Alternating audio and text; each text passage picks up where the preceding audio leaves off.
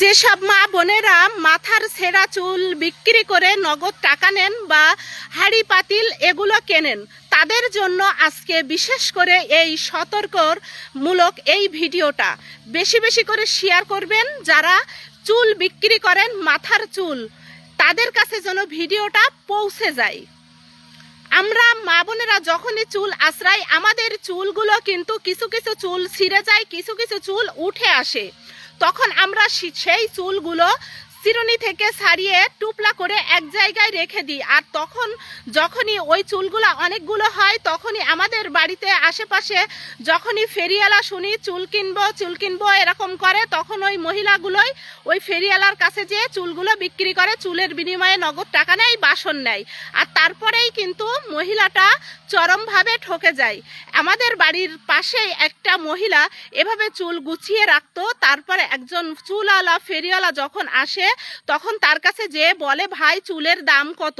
তখন বলে যে 70 টাকা শ, আর 1 কেজি হইলে 7,000 টাকা। আর সেই মহিলা সেই চুলগুলো ওই লোকটার কাছে বিক্রি করবে বলে চুলগুলো তার হাতে দেয়।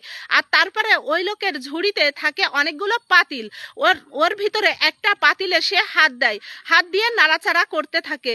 ওদিকে ওই পুরুষ মানুষটা, ওই ফেরিওয়ালা ওই মহিলার কাছে জিজ্ঞেস করে, আপনার ফ্যামিলিতে কে কে আছে? এটা কি ভাবি শুধু আপনার মাথার চুল, নাকি অন্য কেউ আছে? আপনার ছেলে মেয়ে কয়জন?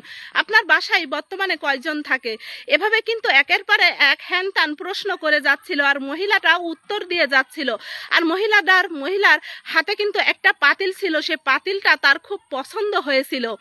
আর এভাবেই কিন্তু ওই ফেরিওয়ালাটা তার বাড়িতে কয়জন সদস্য, কে কখন বাসায় থাকে ইত্যাদি সবকিছুই কিন্তু ওই মহিলার কাছে সকল তথ্য জেনে নিয়েছে। আর জানার পরে ওই মহিলাটা তখন ওই পাতিলটা নিচে হাতে নিয়ে ওখানে দেখে পাতিলের ভিতরে হাত দিতেই তার হাতে পাউডার লেগে যায়, সাদা পাউডার। তখন বলে, ভাই হাড়ির ভিতরে এই পাতিলটার ভিতরে কেন পাউডার? তখন বলে যে বাদলা বৃষ্টিতে আমরা ঘুরে বেড়াই, বৃষ্টির পানি যদি হাড়ি পাতিলে যদি লাগে, থালা বাসনে লাগে, তাহলে জং আসতে পারে। এই জন্য আমরা এই মেডিসিনটা ব্যবহার করি, যেন যুগ যুগ নতুন থাকে আর চকচকা থাকে। যদি পুরাতন হয়ে যায়, জং এসে যায়, তাহলে কেউ কিনতে চায় না, বুঝেছেন?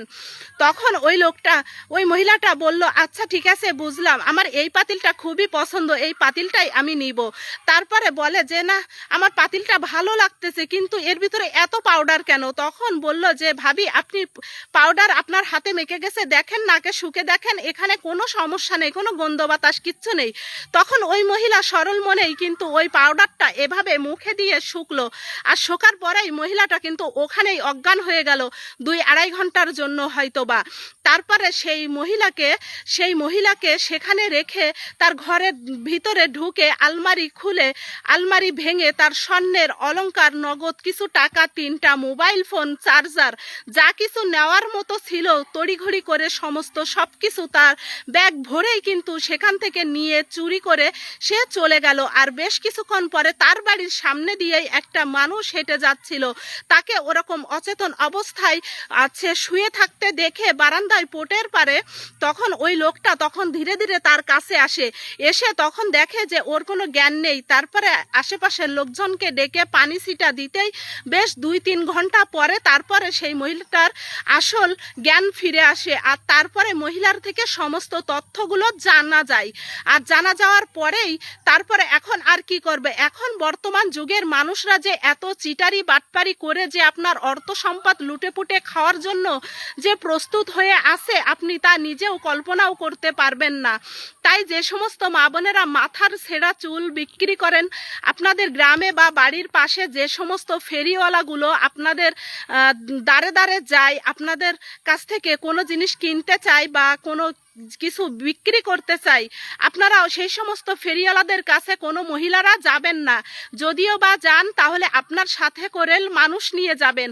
আর কখনো আপনার ফাঁকা বাড়ি হলে ফেরিওয়ালাকে আপনার বাসার ভিতরে ঢুকাবেন না, তাহলে কিন্তু আপনিও এরকম পরিস্থিতির ভিতরে পড়তে পারেন। আর এরকম ঘটনা কিন্তু আমাদের সমাজে অ্যাভেলেবেল ঘটতেছে। আমি একটা কথাই বলবো যে প্রত্যেকটা মা বোনদের এই ভিডিওটা শেয়ার করে দেওয়া উচিত, যেন এরকম ঘটনা যেন আপনার জীবনে না ঘটে।